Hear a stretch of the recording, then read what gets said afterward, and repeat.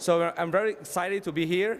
And also, for the next 60 minutes, you'll be able to talk and listen to the insights shared from several senior executives from China's travel industry. There are OTAs, there are travel technology company, hotel PMS company, and also investment company. So before the panel discussion, we will have two speakers who will give you a 10 minutes presentation each to introduce their business model, because they are pretty new, not only in mainland China, but also in Hong Kong. And also, they are not traditional OTAs. They are also trying to find their way as quickly as possible to help the Chinese people, Chinese travelers, to have better experience. China's fast-growing travel industry is facing multiple challenges, but also opportunities. The biggest challenges are the increasingly diversified customer base, the new influential new media channels, but most importantly is the evolving technological innovations. So every week, every month, we see new technologies evolve in China. You may have heard of the mini program powered by WeChat. So yeah, it used to be a very, something to take place of the apps.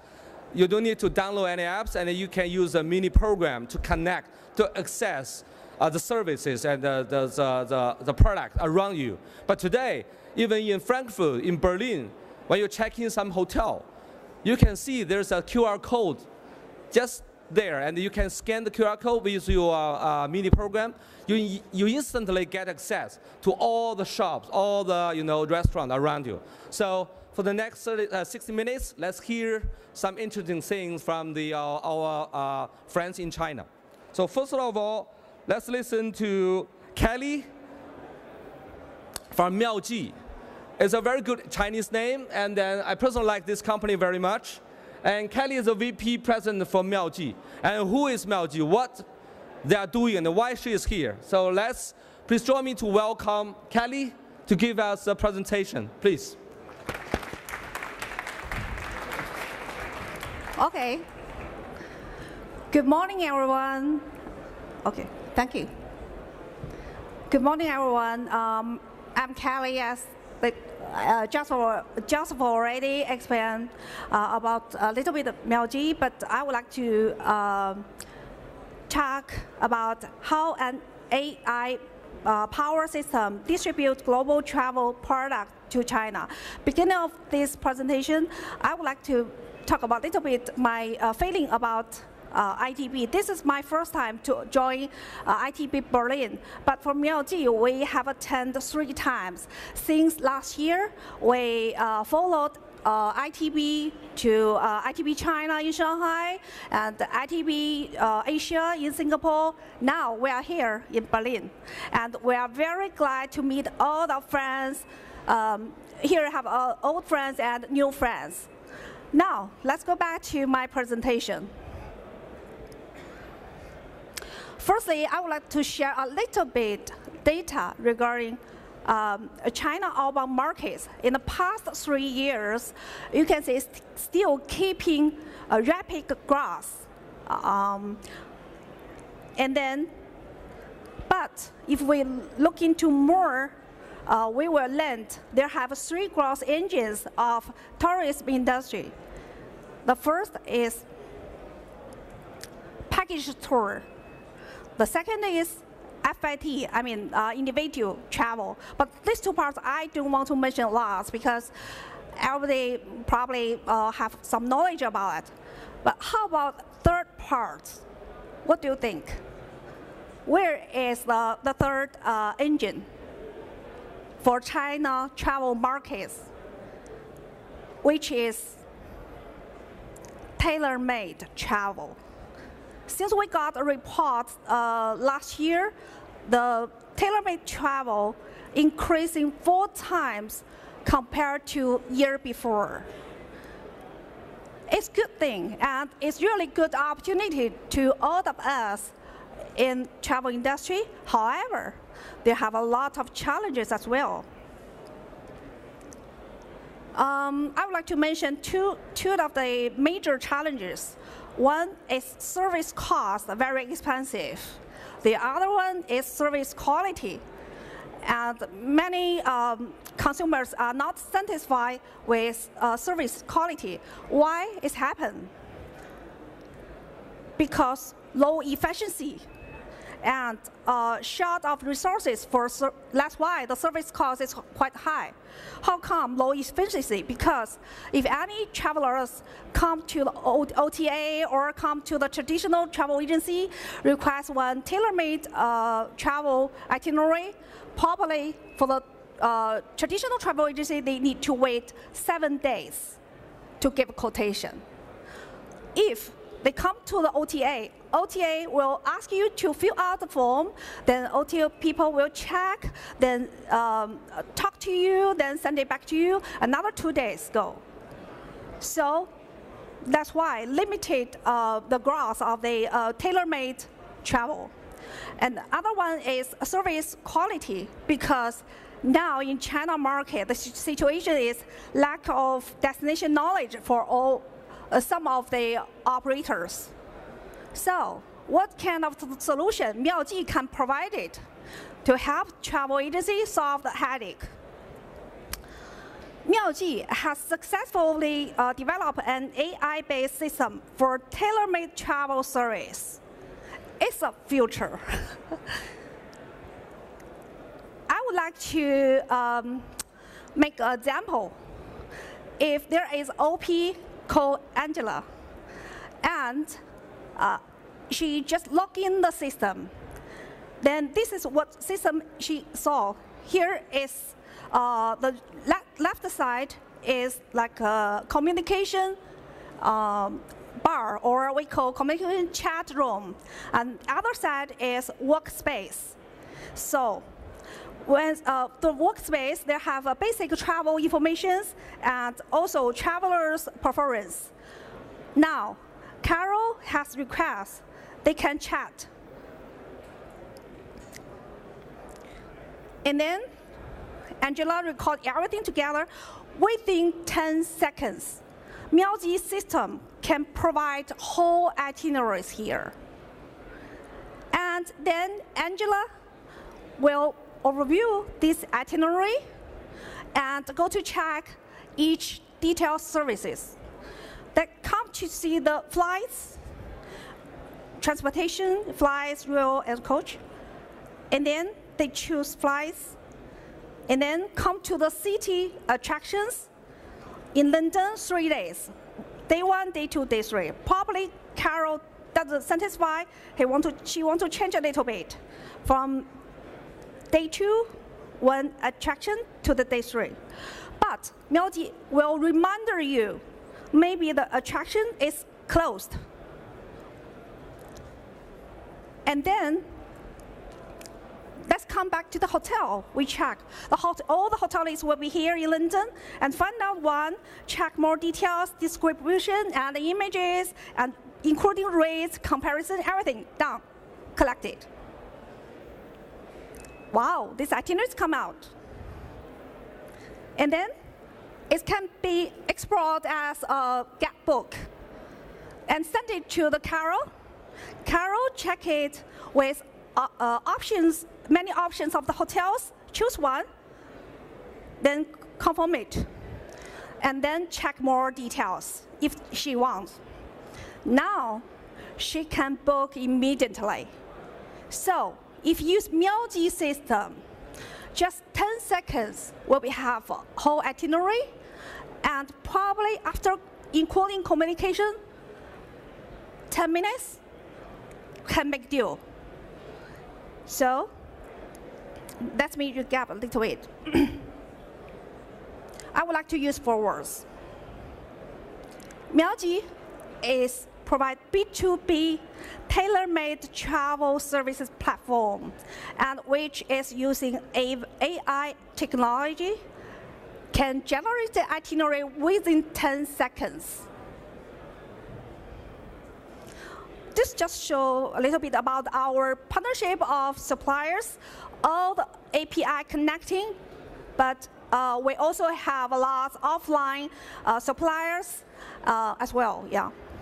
And this is some partners for our clients. I just list a little bit because it's different types of clients, wholesalers, and OTAs, and land operators. They are working with us. Okay. So, Mioji platform, connecting our clients to all resources. If you are the supplier, can be our suppliers, you have flights, you have tickets, you have like land services, you have attractions, everything. Please welcome to talk with Mioji to be our partner. And we will be there, wait for you. Our booth is there. And if you pay interesting about Mioji or want to learn more about Mioji, we are warm welcome. We are waiting for you there. Okay, thank you. Thank you. 讲得太棒了。真的哦，谢谢。 Thank you, Kelly. First time I see Kelly present in English. So, vielen Dank schon mal für diese Präsentation. Außerdem sieht man, dass Mel auch sehr engagiert dabei ist, die Effizienz zu erhöhen. Und jetzt kommt unser nächster Redner, und zwar aus Hongkong. Es handelt sich um ein Start-up, das versucht, den Kunden die lokale Erfahrung noch angenehmer zu gestalten. Und jetzt haben wir Eric von Klook.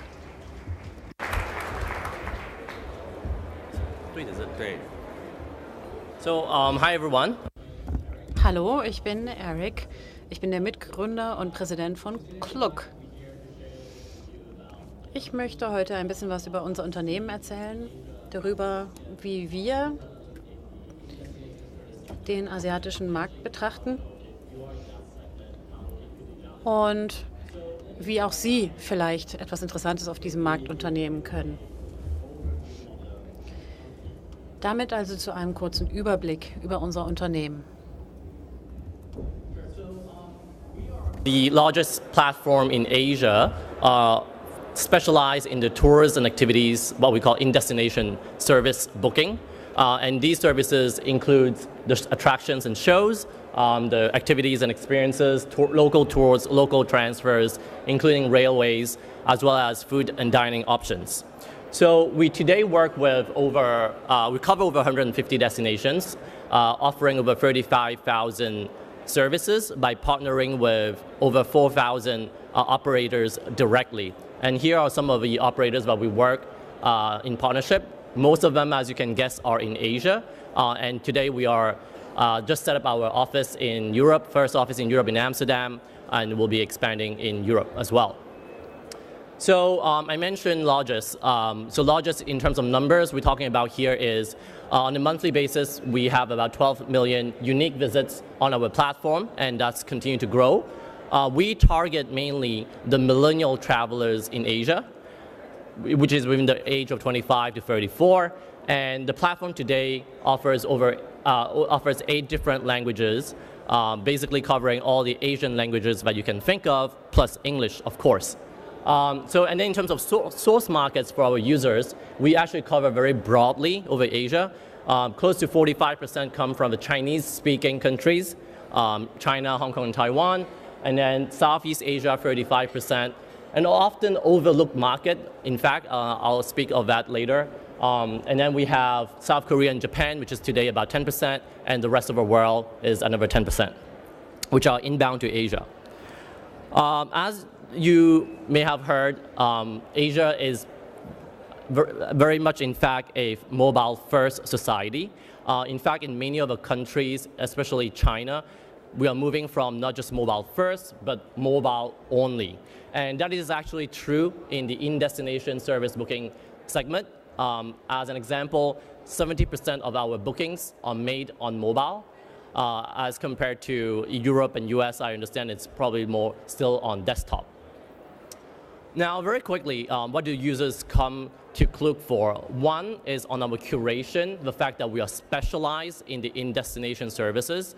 So we appreciate the knowledge, the product innovation that we bring to them. In fact, in-destination services are not as straightforward as booking flights and hotels. So we do ask quite some value in that.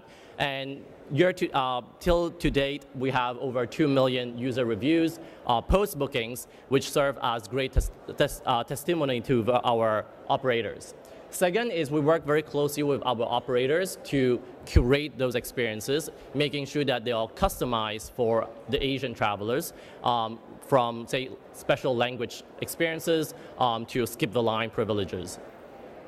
Next is on the fact that, as I mentioned, we're very mobile driven. So we offer instant confirmation, same-day booking, basically what users need, travelers need when they're on the go. QR code is all launched with all the attractions and operators. And finally, we have a best-in-class customer service that's 24/7, offering 8 different languages, as well as different payment methods, whether it's from Alipay, WeChat Pay, to some of the local and emerging payment methods in Southeast Asia as well. Very quickly, this is basically the background of the company. We are headquartered in Hong Kong, a team of 500 plus. However, we are now all over Asia, 14 different offices, and as I mentioned, we just set up in Europe, in Amsterdam, and we'll be expanding further here as well as in the US. As a startup, we've been privileged to have had raised over close to 100 million US dollars from Goldman, Sequoia, and Matrix Partners. Now, enough about the company. I would like to share with you a little bit about the opportunity in Asia. And to start with, I want to give you a high-level view of what's going on in Asia in terms of outbound travel. China, you've heard a lot about it. In fact, it is indeed the largest outbound travel source market. But we're talking about here close to 70 million. You might have heard of a number over 100 million, over 120 million outbound travelers. In fact, close to 50 million of those travelers are doing same day into Hong Kong and Macau. Those are definitely not the leisure travelers, so you have to take that out. So it is the largest market, but you'll find that actually Southeast Asia plus India is actually the second runner-up, not too far away, with 45 million, and then Japan and South Korea, 23 million, and then Hong Kong, Taiwan, 17 million. Now, there's another layer of information what we can add on it is FIT travel, free independent travelers, right? And if we apply that percentage across, the China would be probably, today we're talking about probably 60% are independent travelers, and then the rest of Asia will be higher. It will be around 70 to 80% will be independent travelers. So this is the landscape of what's going on in Asia. And the growth is in fact driven by millennials, which is quite different from the mature markets in US and Europe. We have over close to 1 billion millennials in Asia, and they are fast becoming the future consumer in travel space. And some interesting facts here, right? Millennials travel over close to 4.2 trips per year compared to the slightly older generation. We're talking about 3 trips, and we expect that to continue to increase. The fact that it's millennials, young, they're extremely digital savvy, and that contributes to the fact that mobile booking in Asia is close to 50%, while US and Europe is around 20%. And the growth of their spending is going to be exponential over the next few years as they become richer and they have more disposable income. Where do they spend? And I think a lot of people think about shopping when they think about Chinese people going out, which is true. This is a number in 2014. Mainland China travelers have about 30% of their travel spending on shopping. However, if you look at on the left-hand side of a chart, you can see that the shopping expenditure per trip is actually dropping year over year. The main reason behind that is the fact that it's just getting easier for Chinese people to do shopping online. So there is no such need to go abroad to go for the LV or Gucci or to go to Japan. E-commerce has completely opened that up. So shopping will still be important, but it's not going to be as significant as it was back in the days. So where are Chinese people and Asian going to spend more is actually on cultural and sightseeing experiences. This is stats on Klook. So we're seeing Asians coming to Europe actually spend a lot more on nature and sightseeing and cultural tours, a little less on the attractions and shows. Very interesting, I can give you a view of what it is in Asia for Asian travelers. In fact, when they're in Asia, they go more for the attractions and theme parks, right? Because they're a little more familiar with the local cultures. They still consider it part of the Asian culture. But when they come to Europe, that's a completely different culture. So they're a lot more interested to find out about that. And in terms of travel companion type, we definitely see a lot more couples, more friends that are traveling rather than backpackers. Backpacker is not a particular thing for Asia outbound. As well as a family. The reason why, I mean, this is slightly skewed because these are numbers from us, right? And we do the independent travelers. Family would be a bigger percentage if you look at the group travel. So on the street, you might see them, oh, they are here. But yeah, they are here because we are traveling in groups while we are on the independent travelers. So what do we do in Asia? As you can see, Asia is very diverse. We're talking about different markets, and we're talking about millennials here. How do we help our merchant operators in Europe to market in Asia to different segments? One is the traditional marketing, as you may call it, creative promotion campaigns online to offline, high-performance digital advertising, SEM, display, to all the way to offline. However, I think what really defines us is content marketing. Content marketing is what now is really the trend for the millennials. So we spend a lot of resources creating editorial, video, to even now VR type content. We engage with influencers all over Asia. We have a network of 2,000 plus influencers who would send out to Europe and so forth to try out those experiences and create content for us, and eventually to do marketing on social media across all the different types of social media that you can think of, whether it's in China, Hong Kong, or all the way to Southeast Asia. Now, to tap a slightly larger base, because again, we're talking about 1 billion Asians, millennials, we partner a lot with brands as well.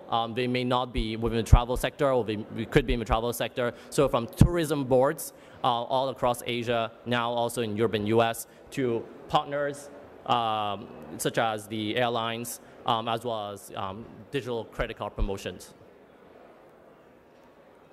Oops, I think.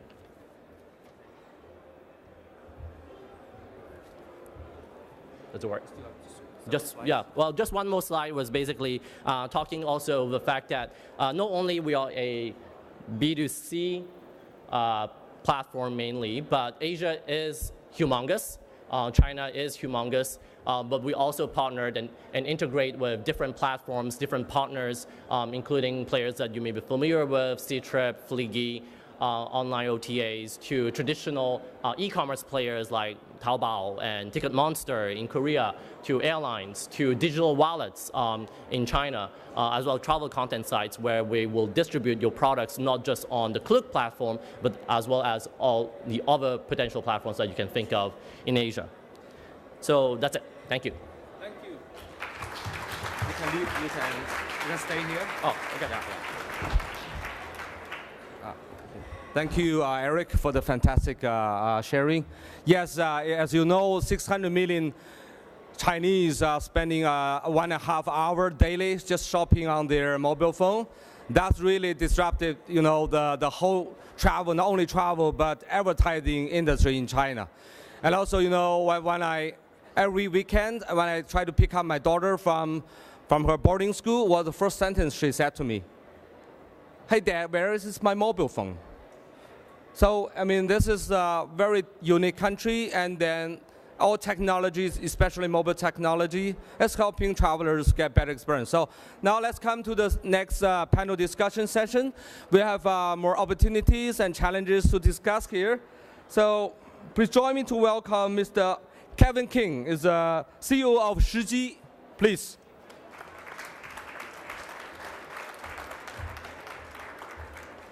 And Mr. Changle Yang, he is one of my colleagues. We used to work in Qunar together. He's the CEO of Tujia, is like Airbnb or HomeAway in China. Please welcome. And Eric already here. And another one is Tony Jiang, is a co-founder and partner of Ocean Link. You may not be familiar with this investment fund, but he will tell the stories. Welcome, Mr. Tony. Okay, as you are all familiar to each other, let me quickly, come to the questions. So first one, I may ask Kevin, as you have been in China for more than 25 years, 30 years, so you know a lot about the country. So, and Kevin, which companies you have invested in over the past 2 years, and what areas you have been looking at recently, and how it will complement to your existing business, please? First of all, let me give you a little bit of briefing of who Shiji is. Shiji is China's largest hospitality IT company and also focusing on retail, and recently have made a number of different acquisitions in the retail space as well.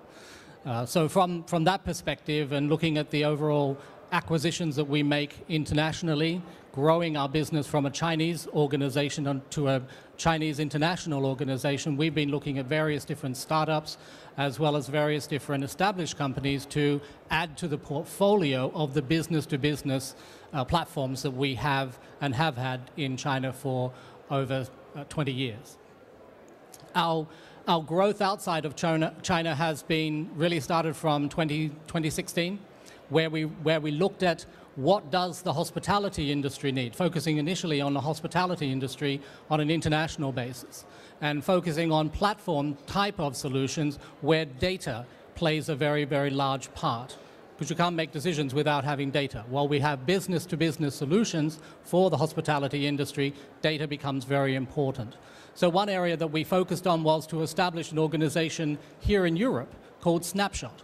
And Snapshot is an agnostic organization that allows the collection of data across various different property management systems, various different social networks, and various different guest intelligent networks as well, in order to collect that data, science that data, and then be able to provide that information back so that the industry, be it a hotel groups, can actually make decisions based upon that data.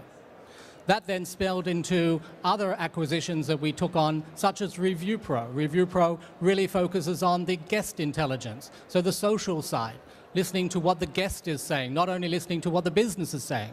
Business of yesterday, we need to think about what is the consumer saying, and a lot of things that you were talking about in terms of the mobilization and the social and the decision makers that customers make or consumers make immediately is based upon what they are writing on the social networks or they're writing in guest contacts and so forth. So we then invested in an organization called ReviewPro, which gives us the guest intelligence and the surveying, and then being able to give tools to the hotels that then enable to react to those comments, to those surveys very, very quickly.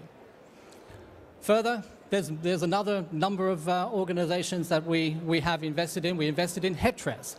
We acquired the business of Hetres, which was actually one of the first cloud-based PMS solutions in the market.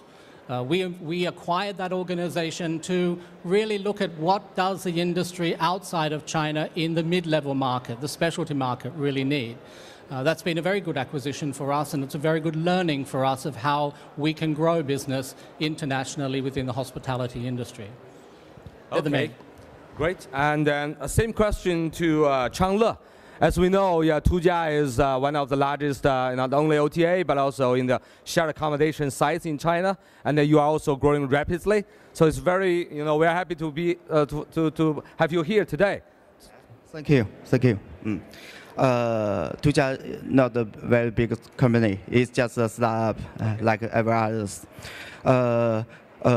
In China, of course, we are the biggest ones in the shared economy or accommodations. We have served over 19 million users in 2017, and we have over 1 million lodging rooms online. So we are the biggest one in the Chinese. We have do some acquisitions in last 2 years, include Mioji.com, include HomeAway, Homestay, business of Citrus and Killnet.com. Let's make sure that Tujia is the biggest one, have the most popular, have the most users in China. We have also bought fishtrip.com in in the early 2018. This is the first step. We begin our overseas business. So I think these acquisitions have strengthened our ability, and that's it. So good. Is Airbnb still has? Changle, just a quick question. Yeah. In your opinion, Airbnb in China has a bright future? I think lodging market is in China. There is a very big company, very big market. So yeah. I think it might be, but also I think we can win finally. Okay. Thank you. Okay, it's a tough question, so yeah, we have to look at this, and then. Not same question to Eric. Eric is a startup, so you're not going to invest in a lot of companies. But still, what you have been look at recently, as you have got a lot of fund investment, do you want to use the money to invest some companies to accelerate expansion in China, in Asia? Yeah, well, because we recently closed our recent round of 60 million last year. So we are investing aggressively actually on technology. We actually just and technology right now, we're basically building it rather than acquiring it. So we're acquiring talent rather than the actual technology, and the talent will be preparing for that technology. And what type of technology we're talking about here is actually more on the machine learning. Because, like we mentioned today, mobile is really the key in Asia, and I believe it's not just in Asia, it will soon also be in Europe and US. But if you think about it, when you trip plan, there's a lot of information, but if a trend is moving to mobile, that small screen there just can't display that much information. So how are we going to be able to cater for the future travelers who is going to be entirely on mobile, but still having that search-driven mindset? And to us, the answer is machine learning. How, with all the data we've able to accumulate about their spending, their behavior, their habits when they're traveling, and to be able to customize that and personalize that using machine learning and artificial intelligence, so that I don't need to show you 100 different options for you to be able to choose, because on mobile, I just can't. So that's probably what we're going to be spending the most right now. Okay, thank you. And Tony, as we know, Ocean Link is not a very old company. It's a new established company, about a few years. So you have invested successfully in several Chinese travel companies. Can you give a brief introduction on this investment? Sure, happy to share. Good morning, everyone. Ocean Link is a China-based private equity firm, and we have a single focus for investment, and that is we invest in the travel and leisure sector. So we have been in operation for 2 years, and we currently manage slightly over $500 million US, and so far we have invested in 10 companies, all of which are in the travel space. And I think the way that we define travel space is travel space in the broad scheme of things, in the sense that it covers, I guess, several verticals: transportation, lodging, destination services, and entertainment. And also we try to cover the various value chains, operators, assets, distribution channels, technology companies, supply chains to the travel industry. I think among the investment portfolios that we have right now, and some of them that you may know, that would include Yilong Tongcheng, which is a leading OTA in China, an independent company on its own, but at the same time a joint venture between Ctrip and Tencent. So they sell about over 1 million rail tickets and plane tickets per day, and 250,000 of hotel room nights per day. Another investment that we made on the online space is a company called Ma Fengwo, which is the leading online review site for Chinese travelers, sort of equivalent as the TripAdvisor of the Western world, and they do about $2 billion US of transaction a year. Well, we also invest in the offline world. For example, hotel brands and hotel management companies is one of the focus area for us. We have invested in a company called New Century Kaiyuan, which is I think by far the largest domestic 4-star and 5-star hotel and resorts operator in China. And also here in Germany, we have invested in a hotel brand called Ruby. So it's focusing on really the lean luxury or mini 5-star concept, growing quite rapidly in Europe, and we're taking that brand to the China market as well. So we basically, for us, look at both sort of the online segment of the travel, the offline segment of the travel, and across the value chain and the product categories of the entire travel industry. So Tony, have you found any good companies here in this hall? Absolutely, and then I think when we name one, can you name one or two? You will be the first one. TravelDaily will be the first one to know once we complete our investment. Okay, thank you. Okay, next question for speaker like Kevin. Can you tell us, have you seen any pitfalls or bubbles in the travel and tourism industry in the past 2 or 3 years? Would that harm the industry, or would that accelerate the industry? Yeah, there's a lot of different startups that come to play, or different concepts that come to play in the industry today. If I look at hospitality in the area that we focus a lot, there's a lot of things like robotics that come into play. There's other types of technologies that come into play that actually are being overrun by the need to really focus on the consumer and the consumer buying power. It's great to have door locking systems that you can open with your mobile phone. You can have robotics that clean floors and so forth. But really, it's about bringing business into the hospitality industry, and it's about bringing business from the consumer into the networks that we service. Okay, Changle, you have any comments on this question? No comments? No comments. Okay. Eric? Sure. I personally think the travel sector actually is quite underinvested, rather overinvested. I think that probably is because investors are actually quite smart. Smart being the fact that travel as an industry is actually a global network effect when you grow bigger.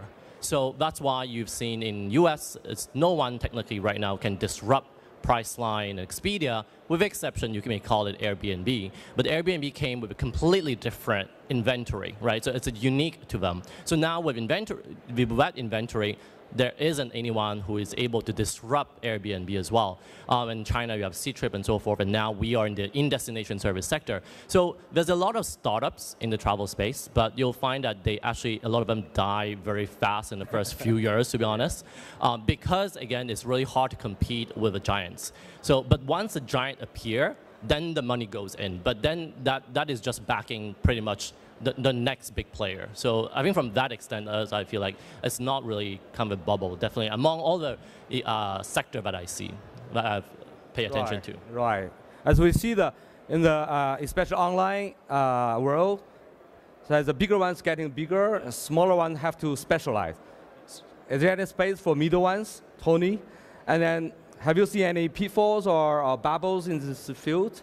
I think the way that I see it is, in general, I would think the investment pace in the travel space is quite healthy, in the sense that it is a very much centralized topic around sort of consumption upgrade concept.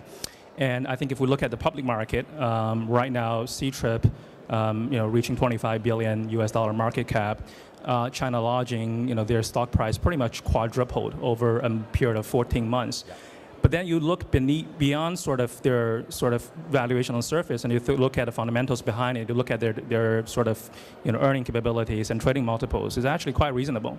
So I think in that sense, I wouldn't say really there is a bubble. And I think if you look at the private sector, I think the two private companies here on the panel, they probably had to say no to money, given how much money are chasing after them for the financing that they're trying to raise. So I think in that sense, it's also pretty healthy.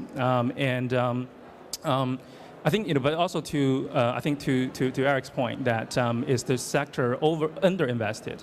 I think it's underinvested in the sense that I think if we are to compare the China travel industry vis-a-vis the China e-commerce industry, the size of the two industries in a lot of ways are actually not that different. If you think about how much money people spend on Taobao, people spend on sort of Jingdong per year, vis-a-vis how much money people are spending on travel, right? It's actually quite similar. And I think if you actually roll forward a couple of years, I think it's reasonable to expect people are actually going to spend more money and more time on travel vis-a-vis sort of e-commerce. And but then you look at sort of the capital that goes into e-commerce and the capital that goes into travel. So I think in that sense, it is a little bit underinvested. I think in terms of pitfalls, I think a few years ago, I think when mobile internet first started, I think there are quite a bit of money goes into travel startup that were trying to sort of attract users online, sort of through APP, etc. I think a lot of that didn't work out because I think travel is a business whereby you do not only need the online component, but also the offline component, the supply chain, the customer service, things like that. Right. So, and naturally it is a business whereby the sort of purchasing frequency is not as high as some of the other online sort of APPs. So I think, but I think there was sort of some investor probably lost money back then. So I think there was a brief period of time where people sort of wonder if travel is a good is a good investment sector to put money in. But I think we have gone beyond that stage in the sense that I think it is in general still underinvested, but at the same time a reasonable sort of valuation range as well, a reasonable investment pace overall. And any opportunities in cross-border deals? I think for us, yes, I think we actually look at cross-border investment opportunities because I think travel by definition is actually very much cross-border. I think within China, we obviously a lot of the companies that we invested in, have a fair share of their business that's about Chinese travelers going abroad. At the same time, I think we are also actively evaluating investment opportunities overseas, and I think there are a few whereby you actually see that they have very strong presence in Europe and the US, but then if you look at their growth, pretty much 80%, 90%, or even 100% of the growth actually would come out of Asia or come out of China. So these are the ones that we are actually pretty keen to work on. And Kevin, you see any opportunities in cross-border deals? We do. We see, from a technology point of view, we do. There's a lot of technology that needs to transform from, for example, China to the rest of the world. Language is a very difficult thing to change from China out into the rest of the world. So from a technology point, we're looking at the various different AI options that will enable us to handle around that. Other different startups that we're looking at in terms of data and data acquisitions. And then, can you name just one area that I know you now is not only a PMS company, you are 7 pillars in the whole travel industry. So can you name just from the perspective of travel innovation or the new business model, can you name one, think of the most promising, which area is the most promising for travel investment from your perspective? From our perspective, if you look at what Shiji does, Shiji has solutions that actually cover the B2B elements of where consumers eat, sleep, shop, and play. So pretty much everything that you do every day, we actually power solutions that are within the China-scape that look after that, from the theme park solutions that you actually power in the front from a consumer end, to the investment point of view from people buying these various different organizations around. So from our point of view, we are looking at various different either build or buy strategies to put in technologies that can make the consumer journey far, far easier. Okay. Changle, you have any comments on the investment opportunities? I see so many companies here, and are you interested in any one of them? I think I could go, if I can give some advice, there will be only once. Find your users and try your best to create value for them. So try your best, do everything you can. Yes. Are you looking for any opportunities in overseas for your investment? For Tujia? Yeah. For now, we look some such like smart home ID verification. Smart room solution. Smart home solution. Yeah, or okay. ID verification with the police station in China. Okay. So like this. Within this new technology, we change the way we lease or rent our homestays. Okay. Okay. We'll see as Airbnb and the shared accommodation field is growing rapidly, much faster than the traditional hotel side. We can expect that the Tujia will give great, more, great job. It will do even better job compared with. Thank you. Okay. And Eric, any comments on these opportunities to invest in overseas market or other comments on that question? We are mainly kind of overseas because, for example, for the China market, we actually do outbound, so we don't do the domestic travel market in China. So our team, other than our marketing team that sits in China, most of our people actually sits outside of China. So in terms of overseas investment, I think it's quite interesting of some of the assets that's kind of, I would say, upstream assets that could be cash rich for, not cash rich, I mean, it's like a cash flow business type of asset business that we probably collaborate with, right? Whether it's a attraction or a tour operator, while we are a platform. So we keep an eye out for it, but nothing meaningful as of now. Yeah. Yeah, and then have you think about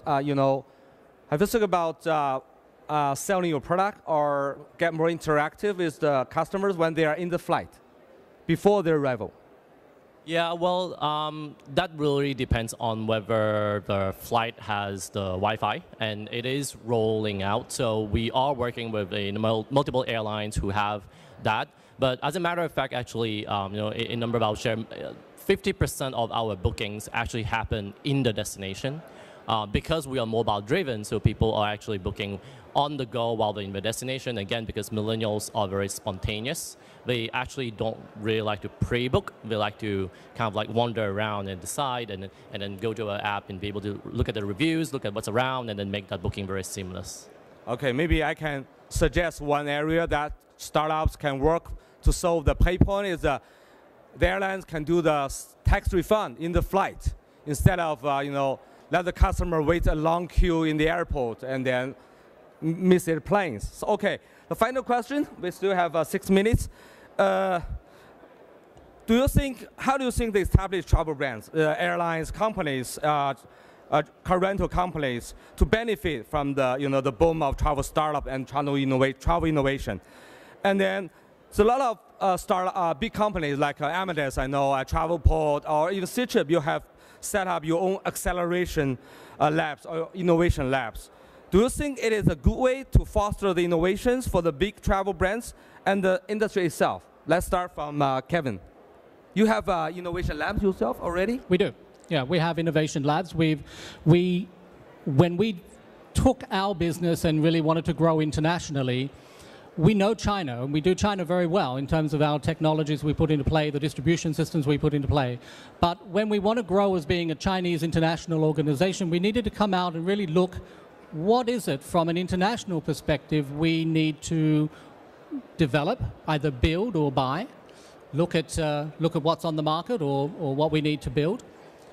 And in doing so, we needed to not just listen to what the customers want, but we needed to put some real skin in the game and put some innovation labs together. So we did that, and we did that here in Europe.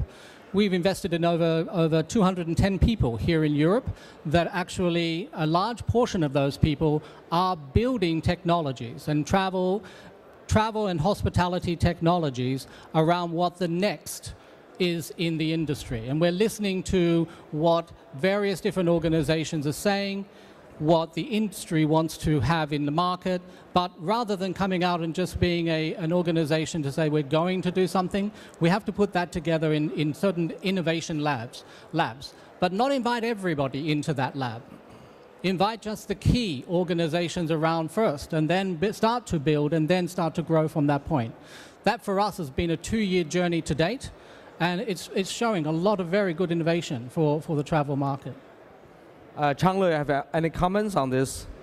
I think for now, it's the same chance for big company and startups. The information is so open, so we can all share the technology update from here. Yes. Okay. That's all. Okay. When you think about something, you can say. And then Tony, any? I think the approach Joe mentioned is not only an approach for these large corporates to take advantage of the newest technologies, but also essentially the key approach for them to retain the best talents, in the sense that the entrepreneurial environment is actually very, very strong right now in China. And if you don't give people the runway, the flexibility to actually do it, to encourage that innovation, it actually become very difficult to keep the best people. So I think naturally that's what a lot of companies are doing that for, both retaining talents and also being able to drive those in-house innovations. And that's why also I think for us, one area that we sort of look at in terms of investment opportunities is really spin-offs from these large corporates. And I think there are actually a lot of very good companies that are originating from these spin-offs. Okay, thank you. Eric? Well, I would say we are positioned to help our merchant partners to innovate. If you think about it, Tony mentioned something about in the travel sector, frequency is low. Yeah. So you can imagine, let's say, for example, in Hong Kong, right, the Airport Express train is not going to develop an app and try to get people to download that app to book that QR code voucher, because how many people is going to travel on that train as a traveler frequent enough that they'll see the need, right? So hence the emergence of our platform, right? Because every single merchant operator that we work with are an independent, individual operator that do not have the resources to invest in technology, to innovate on the consumer front. We become that platform, that innovation to help them to reach to the new segment of consumers. Yep. Well, okay. Any comments on these questions? No more comments? Okay, let's welcome one or two questions from the audience. If we have any, okay, here's one.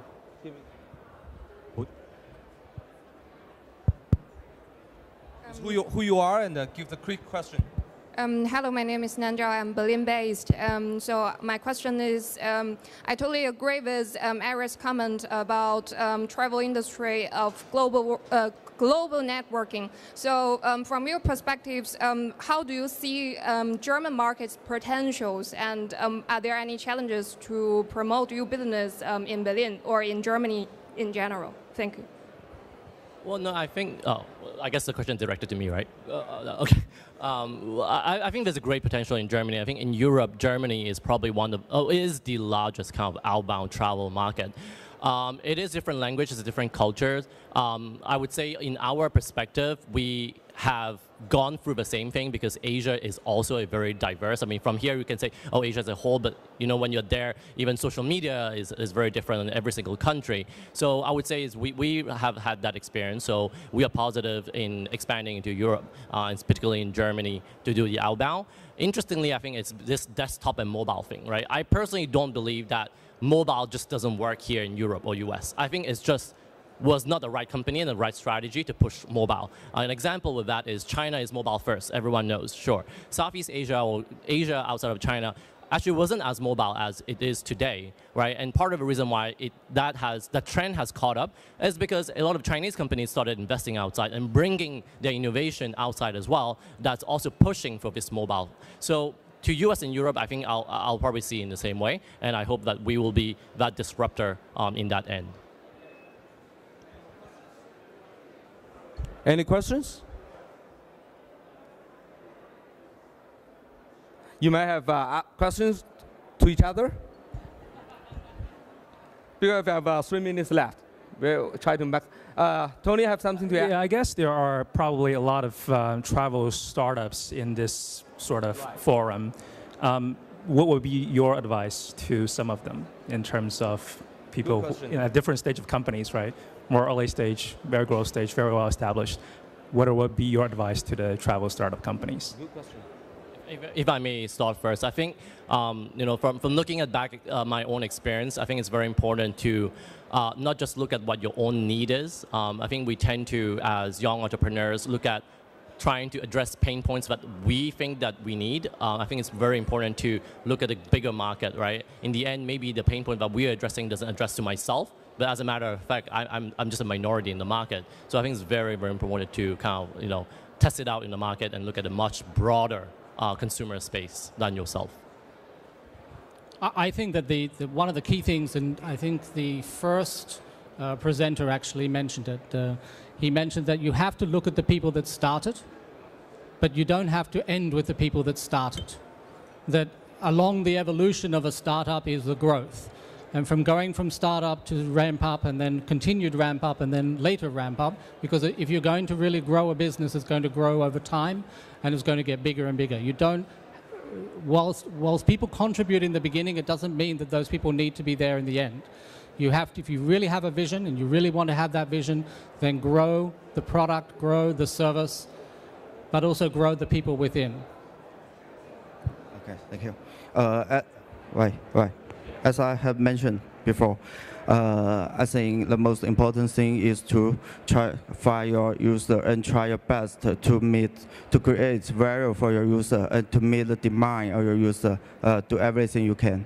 So. Yeah, create value to the user, Now the investment. Yes, the investment. Well, I guess my only suggestion is to travel startup is to please come to see us. As we're very keen to invest in this space. Okay, if you want to meet them in China, you should come to the ITB China in May, which is coming soon in Shanghai. And also we have TravelDaily conference. We can meet the technology guys, innovation companies, and looking for opportunities. And thank you for your listening. And then please get in touch with them and then get more suggestions and advices from this guy. Thank you very much. Thank you.